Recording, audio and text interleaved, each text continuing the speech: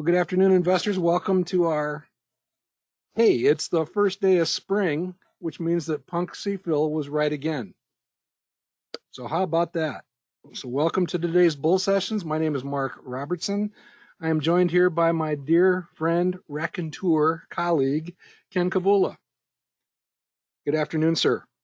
Hi, Mark. How are you? I'm answering questions already that we're getting in the back room here. That's what I figured you were probably doing. We're also joined in the back room by Matt Spielman, and we're still working on putting together the schedule for that book review, which I think is going to be sensational. It's just a matter of figuring it out. Ken and I both have some fairly extensive travel here over the next couple of weeks, so we'll be working out those details.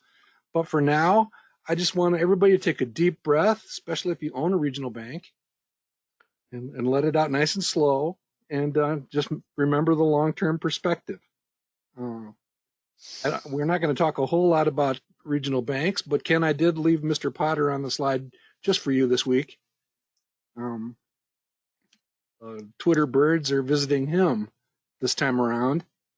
And what we thought we would do today is we really don't want to talk too much more about banks, kind of let things shake out a little bit. Some adventures in banking here in the last couple of weeks.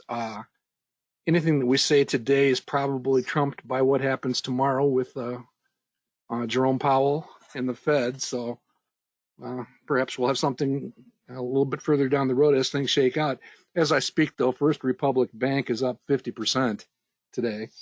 So it just shows you the wild swings that are happening in that area. I'll tell you, Mark, one sentence that has seemed to resonate with the people in my investment clubs as I meet with the 3,000 clubs that I belong to, according to you at least, during the week. Hey, I stopped at 19. Did you stop at 19? Okay. Is that a rational voice can be trumped very quickly by a rabid mob, and we have to keep that in mind as we tread very carefully through this minefield. It's definitely not a time to be betting the homestead on a bank that no matter how high a quality it has and no matter how great the numbers look, banks are strange creatures that can be destroyed, and we just found how quickly they can be destroyed by watching that Silicon Valley Bank kind of dissolve right before our eyes in less than a day. Yeah, and in the final analysis, when those companies actually have that happen to them, it is usually the shareholders that get crushed and destroyed. Yeah. And then, you can usually count on that with the rule of law, and that's why I posted that way in the manifest forum today. The Credit Suisse shutdown actually reverses law and actually demolishes the bondholders of that bank. And that's not a good thing. It's not a good thing when you don't follow the laws, when you're responsible for enforcing the laws. That's all I'm going to say. It's a sad moment, and I hope it doesn't escalate. So I think that's probably enough. It certainly fits the theme of March Madness. I don't know about you. Everybody raise your hand if you've still got a perfect bracket out there. Not too many of them up there, so let's go ahead. I think Princeton saw to that pretty quickly, Mark, I think. Yeah, Princeton, and they're continuing to do damage. They're not done yet. So, hat tip in the general direction of the Princeton Tigers. Wow. So we're going to spend most of our time going over our American Association of Individual Investors presentation for this evening, just to give you guys a sampler of some of the stuff we're going to talk about, some nuggets that we have found most interesting in the recent past, and just have some fun. And we are going to visit the Planet of the Apes. Same rules apply to this session. If you're new here, welcome. No investment recommendation is intended. This is all about education and demonstration of the philosophies, methods, techniques, beliefs, and practices of the modern investment club movement. How we analyze stocks after we discover them, how we lean on each other to understand them better, and how we own them for as long as it makes sense to do so in the form of portfolio management. So that's basically what we're here to do, what we're here to demonstrate. If we own securities that we talk about here, like we're going to mention Stryker in a few minutes. Stryker is one of the longest holdings and my wife and my personal portfolio, Striker, and you'll see why. Um, we do a monthly webcast called The Roundtable. That's a week from today. So a week from today, 8:30 Eastern Time, 4 or 5 of us will come together to share an idea and basically demonstrate the thinking behind that idea. If you want to be added to a reminder about those sessions, they're monthly. Send an email to nkavula1@comcast.net. If you have anything else on your mind, or if you want copies of these slides, our 2 email addresses are at the bottom of the page. Good to go, Ken? I'm good to go, Mark. All right. Same thing. There was actually a moment this week. The stock market was still fairly flat. February was unkind. March hasn't been much better. And the return forecast actually did get bumped back up to about 14% for the collective analyses at Value Line. So you can see that the red dot has bumped up from actually it had been bumped down. So they continue to leave some of the fundamentals in place with the drop in price. And it seemed like they had to take an extra day to chew on this one, Ken. The actual report wasn't released until sometime late Sunday. I'm used to seeing it as early as Saturday or even Friday evening. So I think maybe they were chewing on some of their work for a little bit.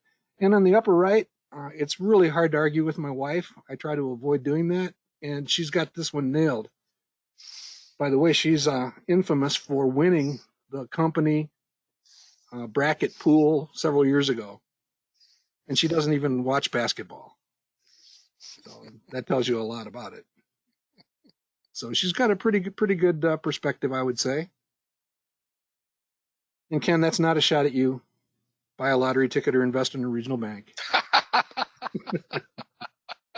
She wouldn't be that mean to you. There are lottery winners, Mark. Okay. Don't get me started. All right, let's keep pressing on. Here's the infamous social media thing that's been kicked around this week. And Ken is more kind to her than I've been. So, Ken, why don't you just explain that people do these things?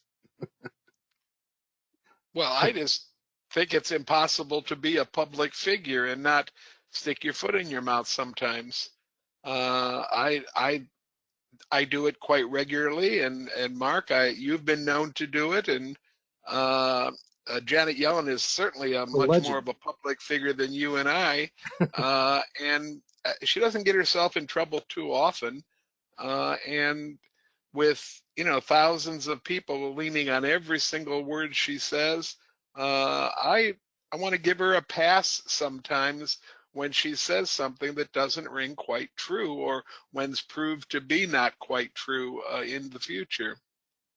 I guess my take on it on the rosy side of things is I think if you are a public figure, as she is and has been for quite some time, you got to be careful with absolutes. It's something that we talk about all the time.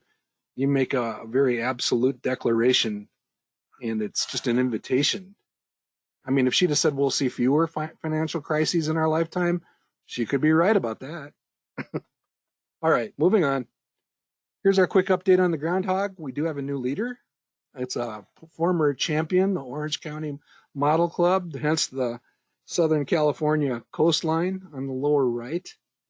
And again, a bunch of new names on there. It's nice to see number 24 back on the list. And we continue to have a difficult results from the field. I know it's early, but I was kind of hoping to see us kind of get launched a little bit this year. We do have four portfolios over $1 million up at the top, and that's a good thing. Any comments, Ken? I just think it's a long contest. You can't make any changes, and you live with the mistakes you made back on February 2nd, and thank goodness it's not real money. That's all. Yeah, don't try to spend those groundhog dollars at the grocery store. You'll probably get arrested. All right, let's take our 30-second homage to the dart throwing monkey. Ken and his pithecophobia has been solved. I think you're doing okay these days, Ken. Yeah, And I think the monkey's portfolio's down about where it should be, so I'm feeling good about it. Yeah, Yeah, he's not on the list, so you're more comfortable with that.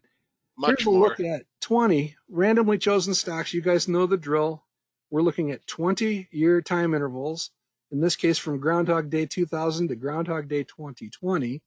You can see over that time frame, the S&P 500 actually gained, hold on here, 6.2% versus 9.9 for the value line arithmetic average. And those 20 stocks, first of all, I just love looking at these, seeing how these companies do over 2 decades. And I was a little surprised to see CarMax at the top. And I was really surprised to see that Kratos defense and security. In fact, I might have to pull up a chart and check that one, but that's what the computer spit out when I did the check. Now, you said you own a couple of these, Ken?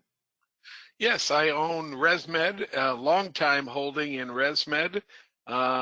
Looks like that's been a pretty good investment for me. I probably have owned that stock for a dozen or more years, That was a and roundtable selection for you. I've owned Gentex for an even longer period of time. Gentex is a Michigan company, technically an auto supplier, but really into technology for the transportation and transportation related industries. A lot of the things that we consider kind of cutting edge for brand new cars have come from Gentex. And Gentex, I like it because it's a supplier to the worldwide auto industry. It doesn't play favorites with one supplier or another. All right. And notice that Honda Motor is on there. I'm only allowed to do that because my neighbor moved away a few months ago. When we first moved to the Detroit area, I drove up in my Acura Legend, and he said, "You have 2 months to get rid of that car. I'm going to come out here and set the tires on fire." Welcome to the neighborhood. It's a true story. So Honda on the list could be an interesting study right now, for that matter. All right, so Ken, I thought what we would do is just kind of go over some of the highlights of stuff that we'll be talking about tonight. Don't need to make the presentation as we'll give it tonight, but just some observations that we have made over the many years of doing this. We do want to talk about risk in some great detail. Some of you have seen some of this stuff before, so we're just reinforcing. We are going to reinforce all of the above investing that many of you know a lot about. We talk about that type of investing, some of our favorite ways to look for companies. And again, we'll probably close tonight with a quick look at the utility auto bill pay portfolio. We're getting an interesting comment here, Mark, from George, and I don't usually interrupt about comments that are on past slides, but I will on this one. Okay. George Mackey says that I'll pass. we should consider the fact that there's quite a bit of survivor bias on the Simeon list. Oh, that's a good point. That there's no stocks in the choices that don't exist anymore. So what do you say to that, Mark? Yeah, and he's absolutely right. And it cuts both ways. You also don't have companies that have come into existence, since that early date, 23 years ago. So you have both. You have companies that could potentially contribute mightily to the results with, let's say, a 15-year track record, so they don't qualify for this list. By the same token, the companies that subsequently disappeared from the planet, in some cases at great losses, those are also there. So I do think they offset each other a little bit. I don't have a scientific way to quantify that, but George is absolutely right. There is that form of bias, but it does hit in two directions. And since nothing depends on this list except just curiosity, we're going to continue to do it, right? Well, until they get to 4 games, and then we just give up. Then we give up. Okay. Remember, we're searching for that exception to 103 out of 103, and so far we haven't. Right. Okay. All right. So again, we're just going to be reinforcing with our audience tonight. I suspect we'll have people in attendance from both organizations, the National Association and the American Association. There's tremendous commonality. The stuff that I've done a number of speeches and workshops with the American Association over the years. Um, some notable ones that come to mind are out in the Washington, D.C. area, and had a great time with the American Association up in Boston. And just there's just a whole lot of stuff going on there. The two organizations are a little different in terms of um, the American Association is more agnostic with respect to method.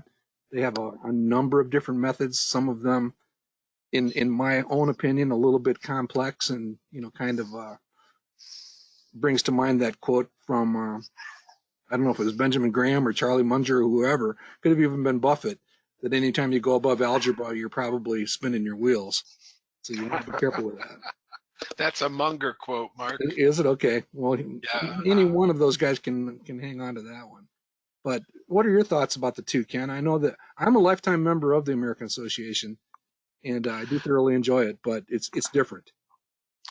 I have been a member of AAII off and on over my years of investing, and to be honest, I get a little bit unsettled with it every 2 or 3 years that I'm a member, and I say I don't really want to do this anymore, so I drop the membership and then come back to it in 2 or 3 or 4 years.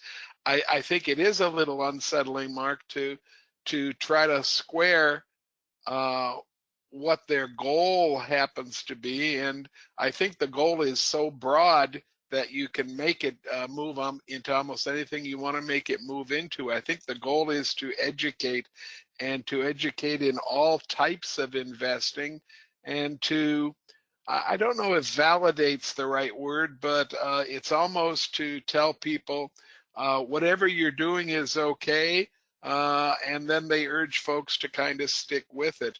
It is a nice place to review new tools that are available. It's a nice place to challenge your own dogma and to see if you agree with somebody that's doing something completely differently.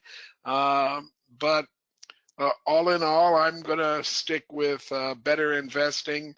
I feel it gives me that sleep at night feeling that it provides a large enough safety net that I don't get too far off into the weeds with real money. Yeah, and I think I have my moments when I wonder if the American Association really is listening as intently as they perhaps might to the teachings of Mr. Clunan. And again, that's just an editorial opinion. But just as a reinforcement, again, we'll have many from both communities in the audience tonight. I think this is one of my favorite slides when it comes to describing the National Association and the Better Investing Modern Investment Club movement. So, your thoughts on this one, sir? Well, you know that I think this is a great slide, and I think the opening introduction to almost all the investors manual has a similar introductory phrase attached to it. Basically gives a lot of optimism that you can learn to at least match the market, and I've learned over almost 30 years now that you have a really good shot at beating the market if you follow the methodology. Yeah, and I think maybe that's some of the heartburn we sometimes feel with some of the AAII stuff. We're probably not going to talk about this tonight, but um, sometimes I think the complexity is almost admired, and I don't think I've ever met complexity in investing that was endearing to me. I want to say, Mark, that when I've spoken in front of AAII audiences, I don't disclose my background. I don't disclose the fact that I have a pretty strong mathematical background, and so I get talked down to an awful lot by AAII members that have come up with what they consider to be the next best thing to sliced bread, and uh, they're using all kinds of mathematics that I understand, and I doubt if they seriously really have got the point that when you talk about that kind of stuff to the average investor, their eyes just glaze over. there might be something to it, but when you get that complicated in a mathematical model, I'm not sure how you can communicate to an average investor whether there's anything good in what your model is trying to prove. All right. Well, first thing, no violence tonight, Ken. No violence. If No, you get no riled, violence. you're going to have to reel that in. All And right. I'm going to double down on that. Back in the early 1990s, I came out of an American Association meeting where they had done some fairly complicated stuff, and we're standing in the parking lot talking about a few things. We're talking about our friends and family investment club, and this gentleman was standing there and just listening, and he walks over. He says, "You mean to tell me you've only done like 9 buy transactions in the last year?" I said, "Yeah, that's correct." And he says, "You don't have any sells?" "Nope, we haven't sold anything either." And so we got into the performance of the club. He was just dumbfounded. I mean, we literally, you're talking about going years without sell transactions. That doesn't compute with most people. And he joined our club. He was a fantastic contributor ultimately. And so it's just a different way of looking at things. Okay, here's our quick slide for demonstrating how we look at the planet, um, the realm of investing. Again, you guys all know this. We focus in on the core, understanding the company, the quality of the company, and we look at 4 fairly well-defined attributes. They're not perfect. There's no industry comparisons that are perfect. We get that. We know that they can be mushy, but it is measuring something, and it's those 4 elements down at the bottom. And I do think it gives us a way to differentiate and respect companies who do well in their industries and peer groups. And then, of course, the return forecast is that's what we're here for. We're here for superior returns. So we'll use this to kind of explain this to the general audience, but I think it captures it all. Again, we've owned Stryker for a very long time in our personal portfolios, well before this chart. Your thoughts, sir? Are we good? Well, you know what I feel about up straight and parallel, Mark, and that's that's the starting point, and it resonates with so many of our members. I find it difficult to walk into any club that doesn't understand what a good, solid growth stock looks like on a set of polar coordinates like we're looking at right here. So uh, I think it's an easy way of identifying companies that fit the model. And what's nice, as far as I'm concerned, is that if you or your group doesn't want to go anywhere past the model, you have the option of sticking with the model. There's nothing wrong with putting together an entire portfolio that looks like this, that's up straight and parallel, and that you might be sacrificing a point or two in total return over a long period of time. But when push comes to shove, I think you can be a very happy investor by sticking with this very simple up straight and parallel model. All right. Here's one nugget that I thought we'd share with the audience tonight. Again, no stranger to this audience. It's just from a presentation made by Benjamin Graham the week after the week before President Kennedy was assassinated. You can actually access this entire presentation at the Jason Zweig website that's shown down at the bottom. He archives a bunch of stuff. In fact, you can hear a reading of it. You don't have to even do your own reading. But Jason also contributed some commentary to the updated version of the Intelligent Investor, and I think he did an incredible job. So again, just a reminder that this is out there and you can go get it. I think any aspirational investor who wants to understand, especially after you have a little bit of record under your belt, to go back and revisit this a few times. Highly To recommend. put a little bit of color on this, Mark, I was a paper boy in 1963, and that 50 cents that what is this, about a 15, 20 page pamphlet? Yeah, and it's mimeograph. Remember Run mimeograph? on a purple mimeograph, right?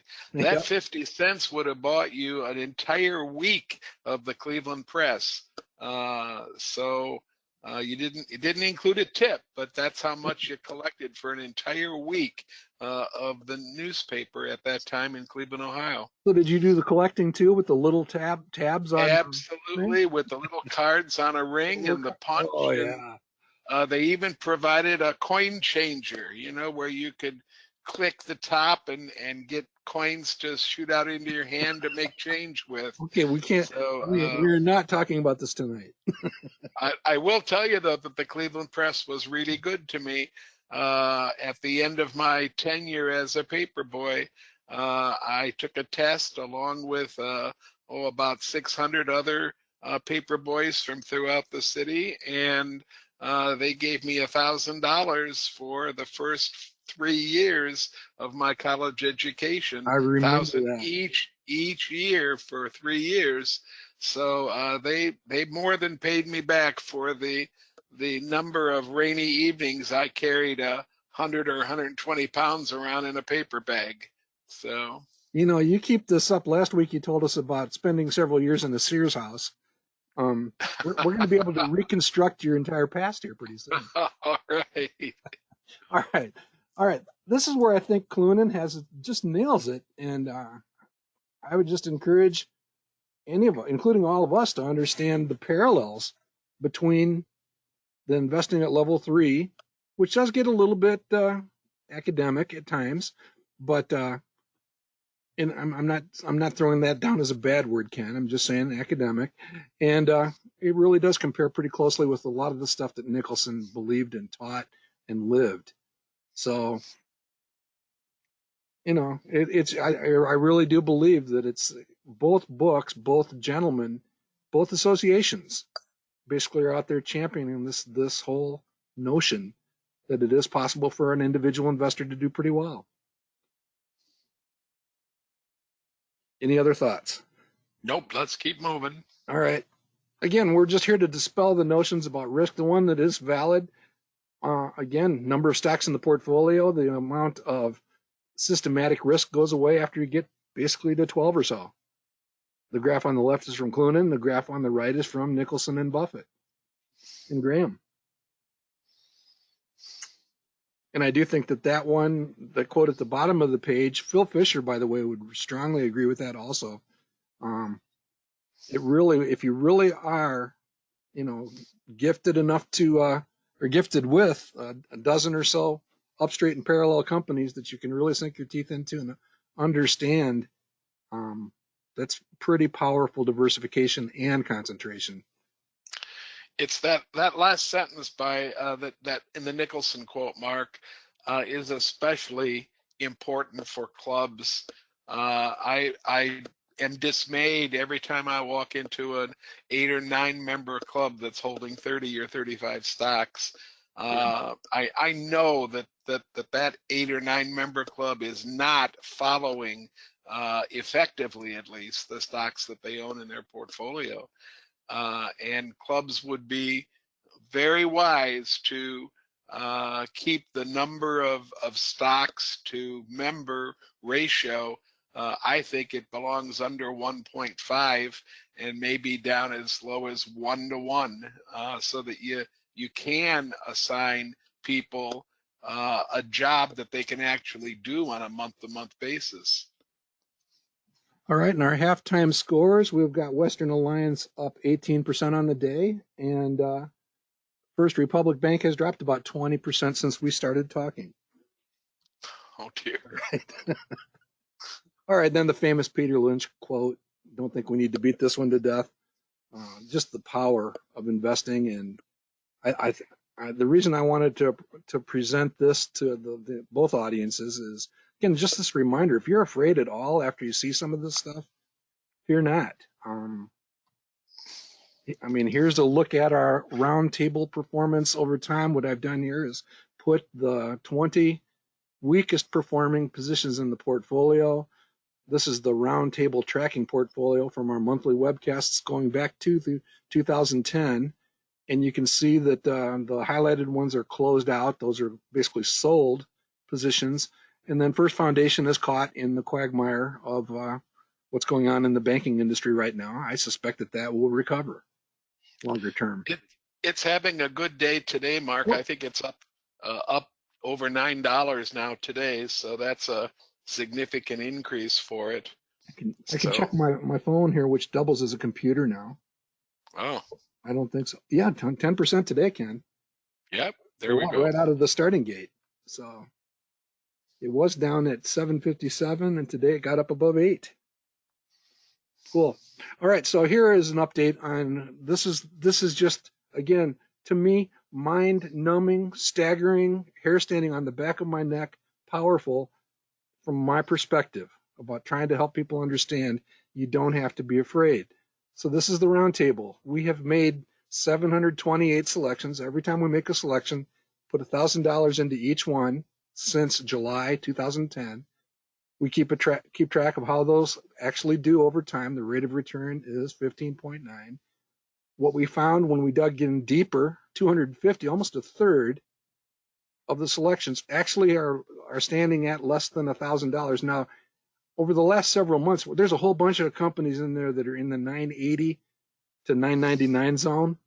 So that 250 is kind of packed with several of those. So that's kind of an inflated number right now, thanks to February and the first half of March. But the cumulative loss for all 250 is $39,023. And again, it's down from where it was, but the gains from our 5-time selections of Microsoft are just wow. So, I mean, take a deep breath again, second deep breath of the session. The gains from Microsoft alone offset all of the losses for those 250 other positions, more than offset them. And if that doesn't help with fear, wow. So again, I think this is becoming another one of your favorite slides, Ken. This this one, it goes to the top of the list and has since we first started looking at a similar slide. This is just real strong graphic backup for the methods that we're using and how we're putting them together. We don't have the relative return on here, but that 15.9 is against a market that's doing what, around 10 and a half, 11? No, it's actually 9.6, I think, because we're at 9.6. Okay. 6.3 relative, beating the market by 6.3. That actually comes up here in the slide. Okay. Okay. All right. So in closing, again, I think our community can be different. Both communities can be different with respect to how we regard risk. Buffett says risk is simply not knowing what you're doing. Here are some other definitions. It is not the variability of stock prices. That's not it. And I just love Cloonan's realize this comment there. And so again, it's a reminder, our monkey experiment reminder of the probability of a decline basically disappearing with those 2-decade periods. So cool stuff. I hazard a guess, Mark, that as we move into uh, the book that we're going to read second, the Annie, give me her last name, Annie Duke. Annie Duke's book, I hazard a guess that we're going to face this issue of vocabulary and the use of gambling vocabulary when it comes to investing in the stock market.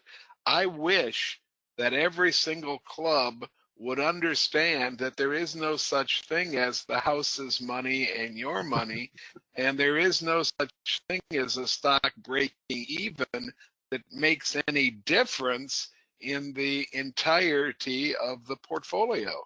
So I'm looking forward to finishing this thinking in bets and understanding that vocabulary does matter, and especially when we're looking at gambling vocabulary versus vocabulary that talks about true investing. Yeah, and I don't know if Matt is still on or has his microphone on, but there's actually a chapter by Tillinghast in that book, which we're going to be talking about here in both sessions in an upcoming week here fairly soon, where he talks about the difference between gambling and speculation and lays it out pretty good. I suspect that Matt ran out of some pencil or ink, depending on how he was marking up his pages.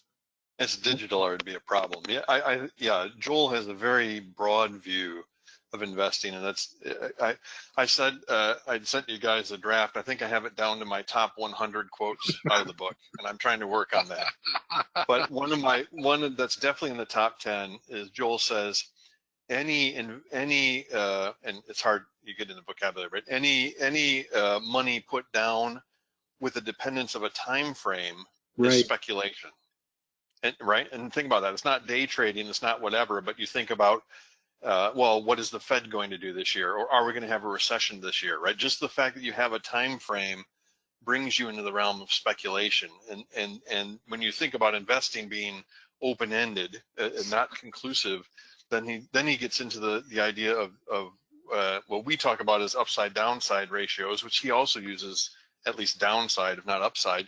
He says those are not possibilities of what will happen, but if you own a company long enough, they will all happen. It will be down to the lowest that you think of, and it will go up high too. And are you really considering what those scenarios are? Right. In other words, don't be surprised. Since we're trading favorite quotes, Matt, my favorite quote from Tillinghast is a one-sentence quote that suggests that the 5 or 10 year average PE has nothing to do with the current PE, and trying to gauge valuation or overvalued, undervalued, or whatever you're trying to gauge by comparing the two numbers is a fool's errand. I was taken aback by that. I stepped back from that quote and then underlined it 15 times, and now I'm doing a lot of thinking about it, because I had been moving to the place where I was starting to use that more and more, and I'm not sure why I ever moved in that direction. Well, it's something we're going to have a lot of fun exploring in greater detail, so let's look forward to that. All right, just pressing on. Again, very powerful chart. No surprise to this audience. We basically strongly encourage the notion of having a blended portfolio with faster growing companies, medium-sized workhorses, and large blue chip stalwarts that are a little bit slower growing. And of course, Clunan recognized this at AA and started this model shadow stock portfolio, which was meant to be small cap companies. And again, we believe that the value line arithmetic average is a representation of that belief. It's actually in a bit of a slump these last couple of years. But and Ken, I was actually surprised to see the mid caps sink. These are current numbers here. The mid caps have actually sunk down to where there just have to be opportunities there, because the long-term averages are up here. And over the last couple of years, the mid cap is actually negative. I was stunned to see that. So there's opportunities out there in mid caps. There just have to be. I don't ever approach the entire stock market without thinking to myself, there are opportunities in this market somewhere. You just have to work hard enough to find them. And they should be erupting in our stock studies, in our screening. Yeah, one Kramer quote, that's always true. Yeah, there you go, Kramer. All right, and then we do like to absolutely celebrate the fact, and this is a fact, these are the most widely held by our communities, those top 5 stocks. We own Microsoft, Fastenal, Apple, and Visa. Somehow we missed the Cognizant party, Ken, and we're not happy that we missed it. But why own individual stocks? Here's why. And now, who's we, Mark, in this thing? Because we would be my wife and I. Oh, your wife and okay, because I own all 5 of these stocks. All right. I know you do. And I know that you own Cognizant from about that time frame. So I own Cognizant from many years ago. Mm-hmm. When my wife, and I'll give her full credit for it, read the word outsourcing and decided that was going to have a great impact on the local economy and the state economy, and we wanted to have a part of the money that was going to come from outsourcing, and Cognizant seemed like a very real play. And then it was followed up by our we have a very large, strong Indian community in the Flint area, and we have a couple of investment clubs that are made up of basically Indians in the medical field, and they brought Infosys to the table about a year after Cognizant was brought. So between those two, you have a real strong access of outsourced materials. Holy mackerel. Of course, the Tin Cup demonstration portfolio, that's actually a tribute to Walter Slosh. And we're going to talk about him next, but that's just showing that you can take a principle and deploy it and end up with results like this. No guarantees, but you can see that it does happen. And again, our monthly roundtable. Again, independently, there's very little conspiracy involved here. We all pick our own stocks, do it in slightly different ways, and just shows that a group of 10-ish people over time can actually achieve those type of numbers. And the numbers on the top of that page are a lot of fun to achieve. Here's why. Speaking of Walter Slosh, you guys have heard the name before. If you're new to investing, you want to Google Walter Slosh and read some of his stuff. Go to the Manifest Investing page and use the site search function to track down some articles and just devour them. Because this is, again, these stocks achieving these type of numbers, and you can throw the two model portfolios in there too, being at the top end of this chart over the long term, are incredibly powerful and can lead to some pretty nice conditions. So we like Walter because he literally did it just like you and me. He would literally have the Value Line Investment Survey slid under his door by the mailman. He would take it out of the envelope. He would lick his finger and turn the page. And that's how he picked his investment ideas. So pretty wild. Your thoughts, Ken? My thoughts are that clubs should be focusing at the bottom end of this thing, because if they're not returning at least 8%, they should be. And it doesn't take a whole lot of work to turn that 8% return into a 10% return. And doubling your money with that little bit of a 2% increase really makes for happy investors.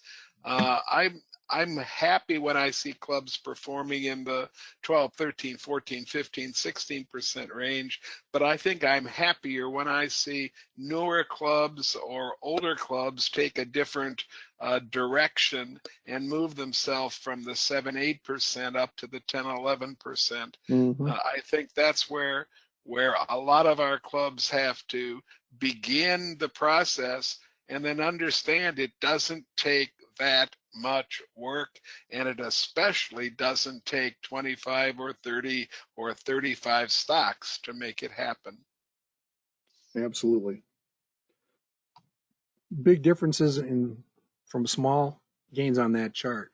All right, and then again, we like to tease with this guy. We're on a first name basis with Warren. And going back to his early days of investing, he did a bunch of small company investing. And this is a really famous quote from an interview from Business Week, and this is kind of haunting. He basically says he thinks he can hit it out of the park if he's taking care of less money than the multi-billions that he's taking care of now, at least his team is. And it's not just bragging when you actually do it. You can go back to the book Snowball and any of the other biographical works on Buffett, and you can dissect some of this stuff. I did one for a presentation for Better Investing a few years ago. So he literally was operating in that 50 to 60% range back in the early days of investing, focusing on faster, smaller growing companies that were likely to survive. So it can be done. It actually probably was a little bit easier by the difficulty in getting information back then, but it's still possible for a red line to be above that blue area. Anything you want to add to that, sir? No, let's keep moving. All right. Same topic applies to Jim Clunan and his model shadow stock portfolio. Again, very nice track record over the years, zigs and zags. And I just love this line of reasonable expectations, we're going to apply that going forward to our value line chart.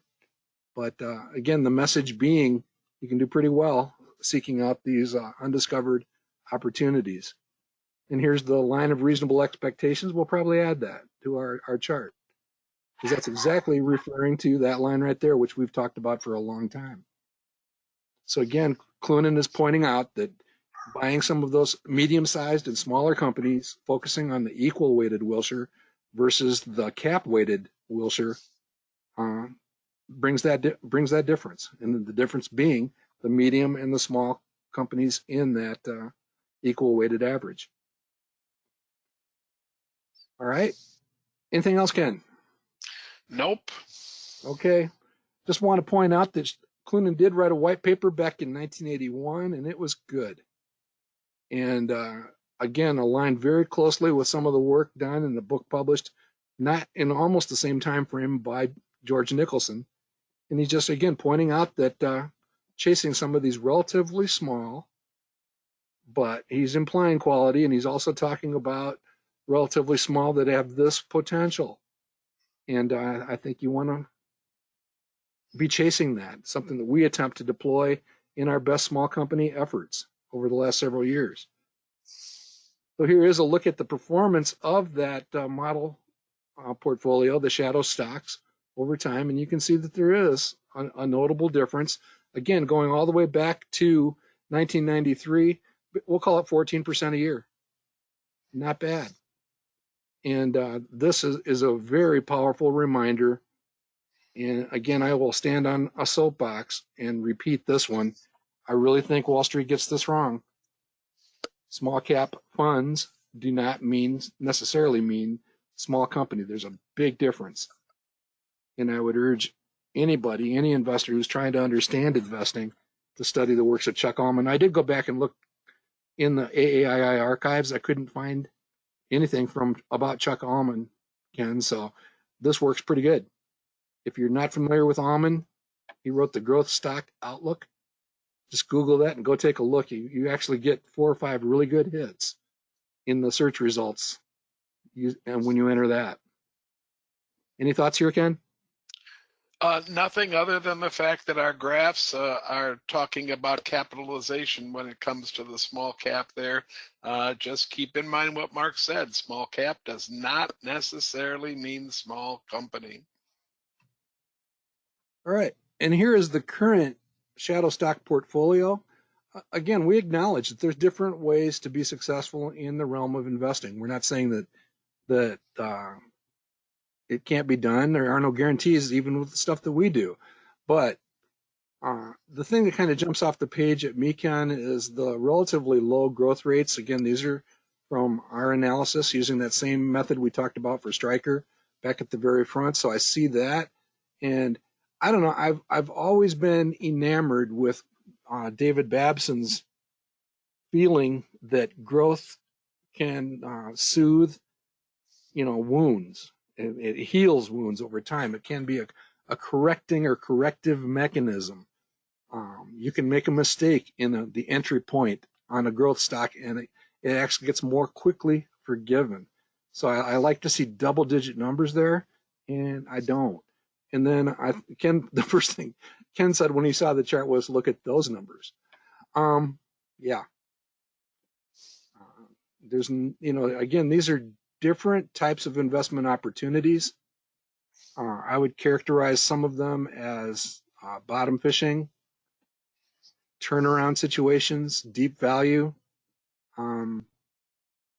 They can work out extremely well, but they can also be very challenging.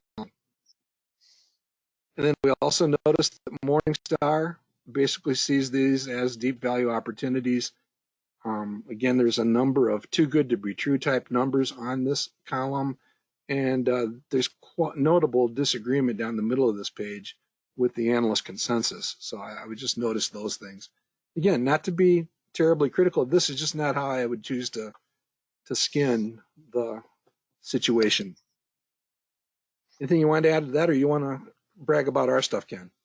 I don't want to brag about our stuff. I just want to indicate that I think that there's lots of different ways to invest, and we've said for years that if you have a different philosophy than growth investing, that's okay, but get to know what your philosophy is and then stick to it. It's not time to be jumping all around philosophy to philosophy to philosophy. I think those are probably the least successful investors that exist. So this isn't Absolutely. for me. This isn't the way that we invest, but it looks like it has some potential to it. Yeah, and back at the time we were originally going to make this presentation with the American Association, we were in the middle of this. And if you think we aren't handed doses of humility from time to time, you guys probably remember these moments where we were driven to drinking by the 2022 best small companies. And we were cheering them home, hoping for an Apollo 13 moment, and it never came. So we ended up with our first losing year in the last 8. Um, but again, the message being, we're going to stick to this discipline. Go ahead, Ken. Tell us what the discipline is.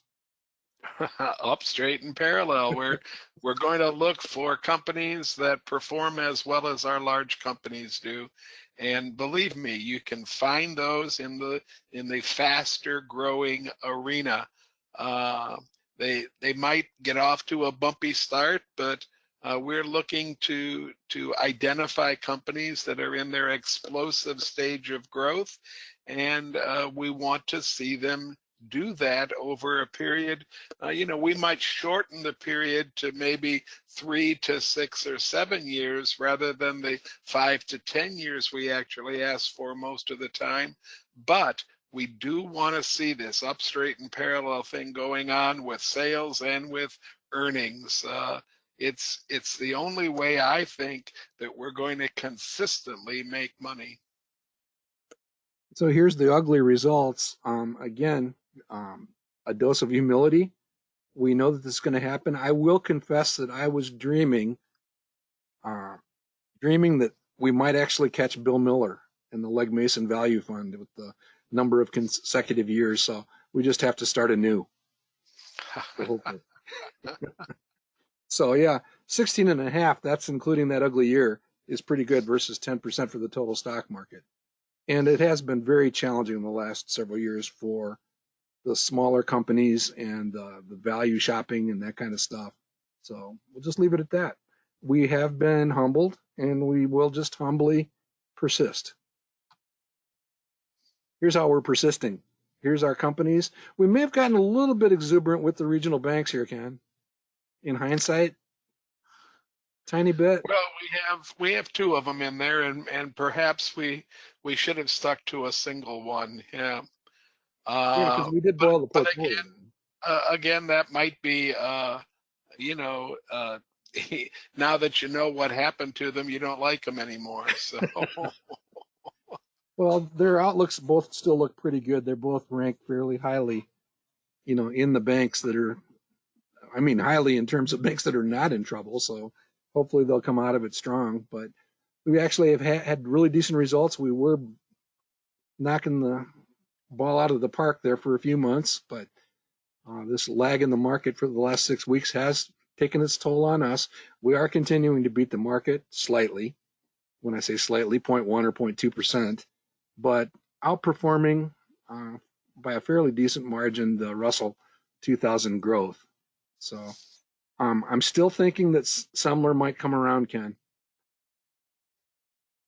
So You always are very fond of the bottom one on the list, Mark. I don't know. I'll tell you, over the years, a lot of times my highest conviction stocks, I should admit this in public, end up down. All right. Let's talk a little bit about some of the power that actually deploys some of these principles, methods, techniques, and beliefs.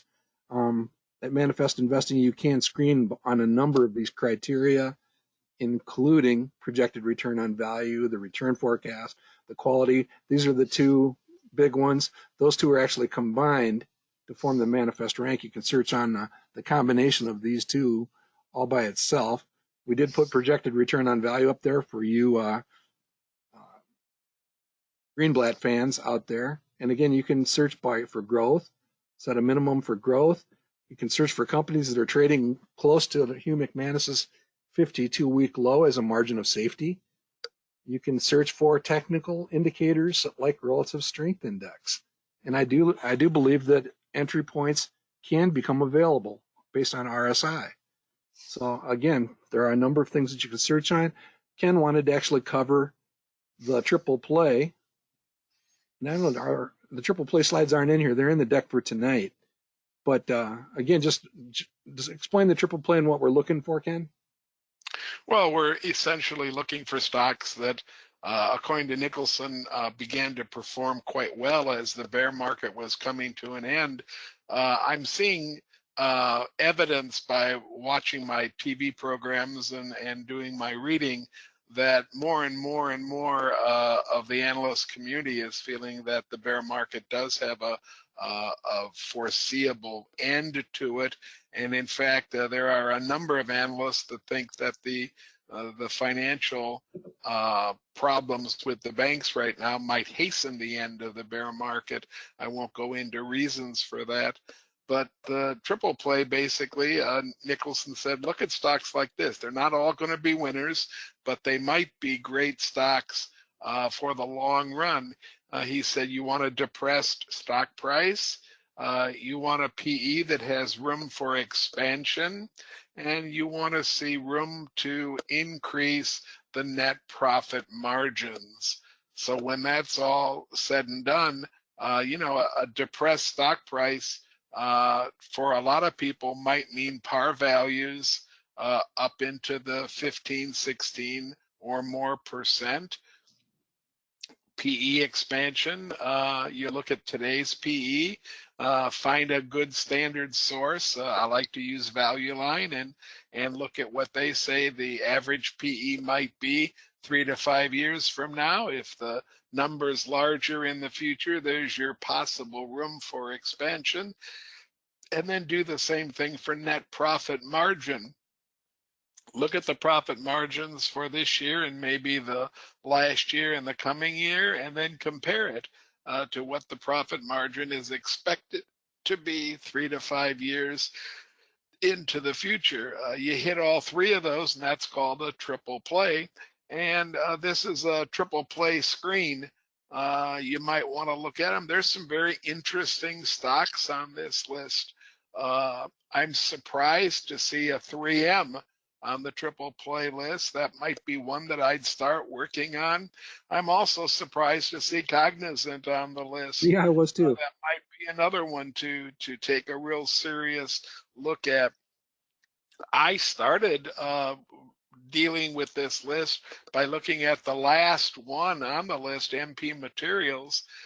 This is a company that mines rare earth metals, but it's different that it doesn't do it in China. It's one of the only rare earth mining companies in the U.S.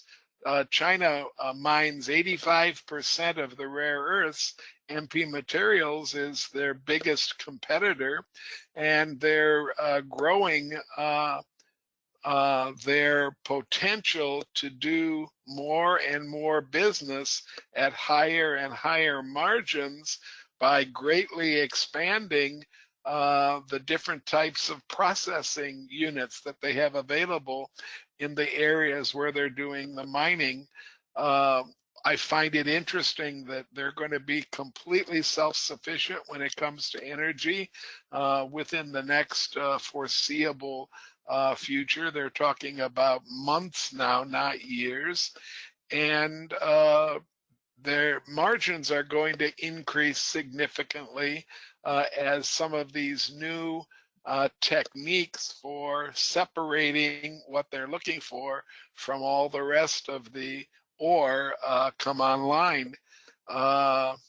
Just a very interesting upfront company that you might be catching at the best time in its history, MP Materials. Of course, there's a lot of other, I think sometimes damaged goods come out of this screen, and I'm not going to say very much about Norfolk Southern except to say Except that's a just newsy be stock. careful. be careful, you know. Yeah, at the same Uh, time, I go back to when the BP oil spill was happening in the Gulf, and you basically took a deep breath, waited a little bit, and went in with both feet, expecting BP to survive.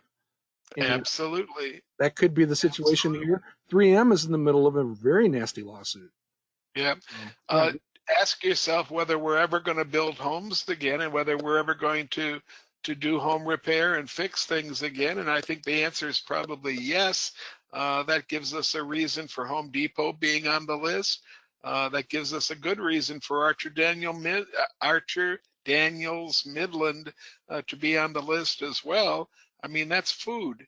And no matter what might be happening short term, in the long term, food is going to be something that has the possibility of making some money. So it's so a great list, yeah, and I these would are, urge you to use the screener. yeah, and I just wanted to illustrate the compound feature of putting in the 52-week low. These are sorted from lowest to highest 52 proximity to the 52-week low. So those at the top are trading closer to their 52-week lows. I'm not going to go through these right now. The Janky Utility Reserve is a great demonstration. We've covered it here in the past. Here's an update.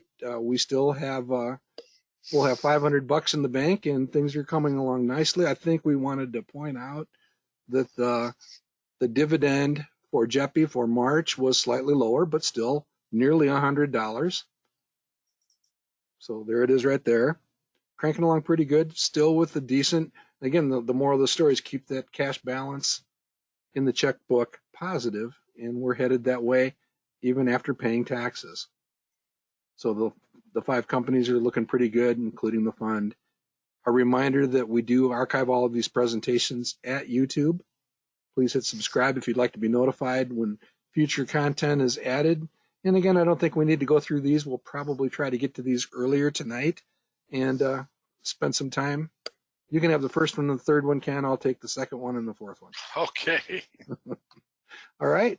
And we'll close today's business with a tribute to Grand Junction's David F. Smith, a retired medical professional who also really knows how to handle a camera. And many of you are familiar with David's work over the years. Good stuff. I think that's all we got, Ken. Anything else you want to add?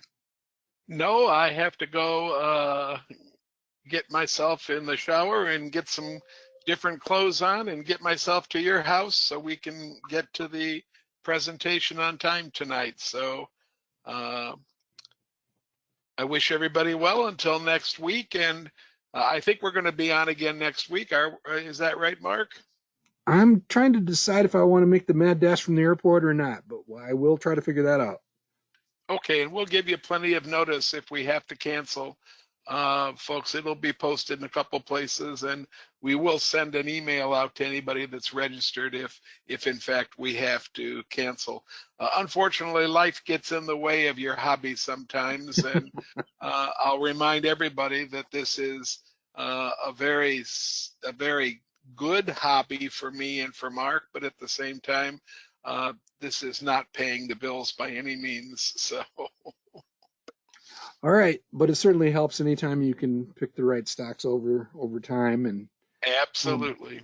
First Absolutely. Foundation is holding in there pretty good. And as we sign off, let's do a quick check on Western Alliance. And Western Alliance has stabilized around $34, Ken. So up Good. 16, 17% on the day. Good. From 26 and that buy last week to 34. I'll take that kind of an increase almost any time. Unfortunately, it's liable to get some of it back, but that's the way the market goes. I Stock think that's prices Matt's fluctuate. prediction. Thanks, Matt. But Matt's Yeah. prediction is we might take a hit tomorrow. Yeah. Stock prices fluctuate. So All right. I'll say good night to everybody, and I'll see you, Mark, at around 5 o'clock. All Okay. right. Take care, everybody.